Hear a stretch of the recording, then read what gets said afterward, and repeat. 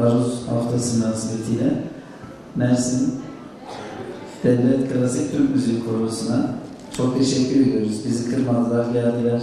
Turizm müdürümüzle katkı sağladı. Onlara da teşekkür ediyoruz. Koromuzun her bir ferdi birbirinden değerli. Hepsine ayrı ayrı teşekkür ediyoruz. Mehmet abi de bizim arkadaşımız, dostumuz. Biliyorsunuz rahmetli Özgecan kızımızın da babası. Onu da rahmet anıyoruz. Biliyorsunuz Güneykent'te, Karataş'ta çıkarken yaptırdığımız Hanımlar Yüzme Havuzu Spor Kültür Merkezi ismini de Özgecan kızımızın ismini koyduk. Onun hatırası orada yaşıyor. Allah rahmet eylesin. Rabbim bütün çocuklarımıza esirgesin diyorum. Çok güzel gidiyorsunuz. Çok da hızlı maşallah. Bir küçük bir ara verelim. Size bir çiçek takdim edelim.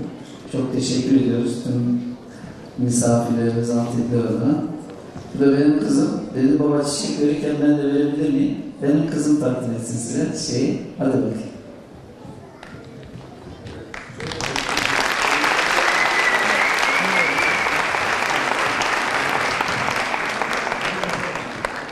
Evet, çok teşekkür ediyoruz. Dillerinize sağlık.